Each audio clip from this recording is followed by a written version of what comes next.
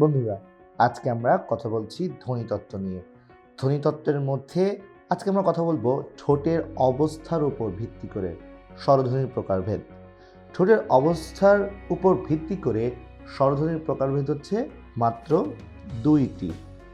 হ্যাঁ বন্ধুরা, দুইটি। প্রথমটি হচ্ছে গোলাকৃত,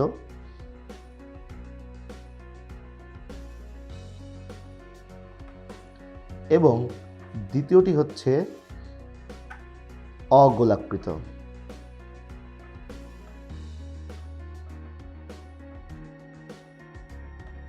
অগোলাকৃত। তো বন্ধুরা, এই গোলাকৃত অগোলাকৃত, গোলাকৃত মানে বুঝতেই পারছো রাউন্ড, আর অগোলাকৃত মানে হচ্ছে আনরাউন্ড। গোলাকৃত যে স্বরধ্বনিগুলো, সেই স্বরধ্বনিগুলো হচ্ছে অ,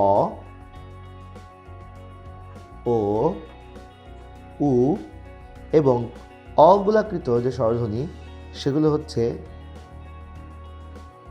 ই, এ, এ। আচ্ছা, এখন একটু বুঝাই। গোলাকৃত হচ্ছে মানে গোল। একটু খেয়াল করে দেখো, যখন আমরা অ উচ্চারণ করছি, অ উচ্চারণ করতে কিন্তু আমাদের ঠোঁটটা গোল হয়ে যাচ্ছে, অ, ও, উ। এবং যখন আমরা যেগুলো অগোলাকৃত, গোলাকৃত তো হয়েই গেল, অগোলাকৃত মানে গোল হচ্ছে না, সেটা হচ্ছে ই। খেয়াল করে দেখো, আমরা যখন ই উচ্চারণ করছি তখন কিন্তু আমাদের ঠোঁটটা দুপাশে চলে যাচ্ছে, এবং এটা খেয়াল করে দেখো, এ এখানেও কিন্তু ছড়িয়ে যাচ্ছে, দুপাশে ছড়িয়ে যাচ্ছে। তো বন্ধুরা, আশা করি তোমরা বুঝতে পেরেছো গোলাকৃত এবং অগোলাকৃত এই বিষয়টা কি। এবং আমরা আরও একটি যে জিনিস দেখব সেটা হচ্ছে হ্রস্বস্বর, আরটা হচ্ছে দীর্ঘস্বর। আচ্ছা, হ্রস্ব এই শব্দটার মানে কি? হ্রস্ব শব্দটার মানে হচ্ছে কম, মানে অল্প স্বর। আর দীর্ঘ, এখানে দীর্ঘ মানে হচ্ছে কি বুঝবে? বেশি। স্বর যখন একটু বেশি হয়, লম্বা হয়, তখন সেটাকে আমরা কি বলি? দীর্ঘ। আর যখন কম হয় তখন সেটাকে বলা হয় হ্রস্ব। তো বিশ্বের বহু ভাষায় একই স্বরধ্বনি দুটি উপলব্ধি আছে। উচ্চারণকালে কিছু স্বরধ্বনি স্বল্পকাল স্থায়ী হয়, সেই তুলনায় অন্যগুলি অধিক সময় স্থায়ী হয়। দীর্ঘ স্বর উচ্চারণের সময় আরও দুটি দিক খেয়াল করতে হবে।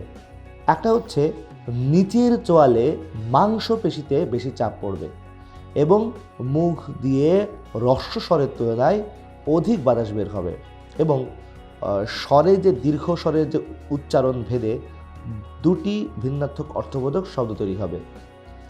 আচ্ছা, এরপর বাংলা ভাষায় সব হ্রস্ব স্বর, কিন্তু আমাদের লিখিত ভাষায় সব কিন্তু দীর্ঘবর্ণ রয়েছে।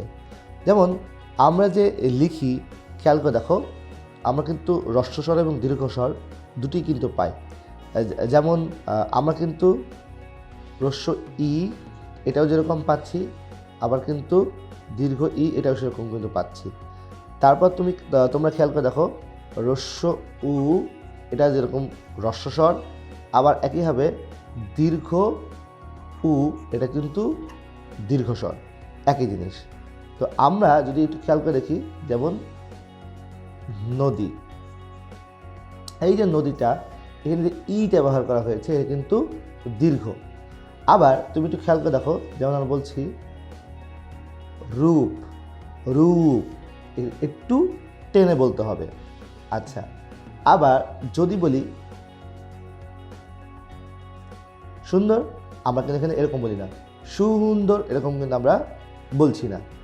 তো আমরা যদি বলি যে, যেমন আমাদের এই এখানে একটা শব্দ রয়েছে ধ্বনি, ধ্বনি এরকম না, ধ্বনিতত্ত্ব, ধ্বনি।